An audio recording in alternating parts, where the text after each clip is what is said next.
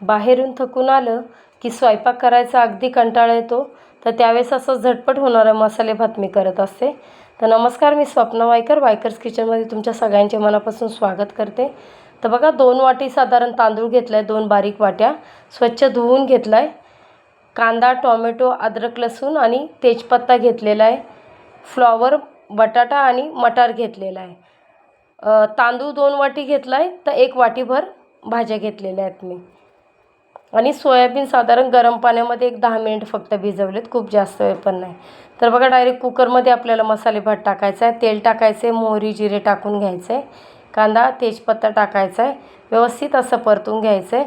आलं लसणाची जे आपण ठेचा केलेला आहे तो टाकून घ्यायचा आहे. टोमॅटो टाकायचे आहेत. सगळं असं व्यवस्थित परतून घ्यायचं आहे. आता बघा, घरगुती जो मसाला बनवलेला आहे तो मसाला टाकला आहे 1 चमचाभर. पाव चमचा हळद टाकली आहे. आणि बिर्याणी मसाला जो आहे तो साधारण अर्धा चमचा टाकलेला आहे. सगळे मसाले तेलात व्यवस्थित परतून घ्यायचे. पाव चमचा धना पावडर टाकलेली आणि चवीनुसार मीठ टाकायचे. साधारण 1 चमचाभर मीठ टाकलेलं आहे. कलर पाहू शकता कसा आला आहे. आता जे फ्लॉवर, बटाटा आणि मटार घेतले होते ते टाकून घ्यायचेत आणि सोयाबीन टाकून घ्यायचेत.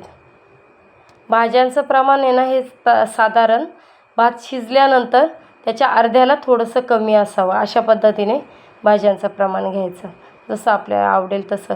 आता हा तांदूळ ना, मी कोणताही बासमती तांदूळ वगैरे घेतलेला नाही आहे. साधा जुना तांदूळ घेतलेला एका पाहुण्यांकडून मला आलेला होता. आणि अगदी सुटसुटीत भात होतो आणि आम्हाला मसाले भात सुटसुटीतच खायला आवडतो, त्याच्यामुळे मी हा तांदूळ वापरला आहे. अगदी रेशनचा पण तांदूळ वापरू शकता. तर तांदूळ टाकून व्यवस्थित असं सगळं परतून घ्यायचं एक साधारण 5 मिनिट वाफेवर. आणि जे पण आपल्याला पाणी वापरायचं ना, ते गरम पाणी वापरायचं आहे. तर साधारण सगळ्या मटेरियलच्यावर 1 ते 1.5 इंच पाणी इतकंच पाणी टाकायचं, कारण तांदूळ पण मी एक 10 मिनटं भिजवून ठेवला होता, त्याच्यामुळे खूप जास्त वेळ लागणार नाही. फक्त 3 शिट्ट्या घ्यायच्यात मीडियम गॅसवर. पाहू शकता मसाले भात आपला हा तयार आहे, अगदी झटपट झालेला. मोकळा सुटसुटीत असा हा मसाले भात तयार झालेला आहे आपला आणि अगदी झटपट तयार झाला आहे. तर गरम गरम मसाले भात शेजवान चटणीसोबत आपल्याला सर्व करायचा आहे. जी विकतची शेजवान चटणी मिळते त्याच्याबरोबर खूप छान टेस्ट लागते भाताची. एकदा नक्की अशा पद्धतीने टेस्ट करून बघा.